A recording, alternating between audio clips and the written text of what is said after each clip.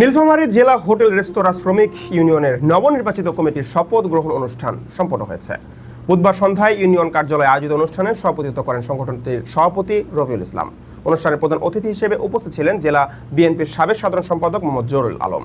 প্রধান বক্তা হিসেবে বক্তব্য দেন জেলা শ্রমিক দলের সাধারণ সম্পাদক জামিয়ার রহমান।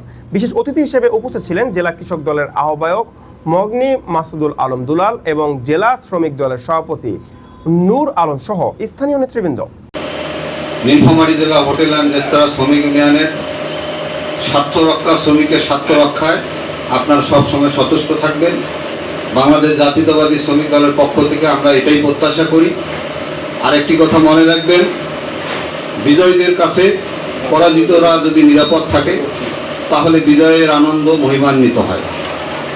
আশা করি সেই শ্রমিকরা সব সময় তাদের নেতাদের পক্ষে রায় দিয়েছে, কিন্তু তাদের কি এমন ভয় ভেতরে ছিল যে তারা শ্রমিকের সামনাসামনি আসতে পারে না। কারণ বিগত দিনে যে ফ্যাসিস্ট যে আওয়ামী লীগ সরকার ছিল, তারা সেই আওয়ামী লীগের দোসর ছিল। আওয়ামী লীগের সাথে তারা এত ওতপ্রোতভাবে তারা মিশতে যে তারা বিএনপি আসার পরে আর বিএনপি লোকের সামনে আসতে পারে না। তা আমরা চিন্তা ভাবনা করেছি যে বিগত দিনে যে 5 জনকে আমাদের বিএনপি করার দায়ে যাদেরকে বহিষ্কার করেছিল, এটা আমাদের ভিতরে একটা মানবিক কারণ হয়ে দাঁড়িয়েছে যে যদি কোনোদিন আমরা সুযোগ সময় পাই তাহলে যাদেরকে বিএনপি করার দায়ে যাদেরকে বহিষ্কার করা হলো, আমরা যদি আসি আমরা তাদেরকেই আবার ক্ষমতায় নিয়ে আসবো। এই শপথগুলো যদি আপনারা সঠিকভাবে মেনে চলেন, অতীতের সব ভুল ভ্রান্তি সবাইকে নিয়ে আপনাদেরকে একসঙ্গে যদি কাজ করেন তাহলে কিন্তু এই সংগঠন প্রতিদিন বৃদ্ধি পাবে। আর যদি আপনারা অতীতের মতো নিজেদের মধ্যে হানাহানি করে সংগঠনকে চুষে খেয়ে নিজেরা স্বাস্থ্যবান হন, সংগঠন দুর্বল হবে।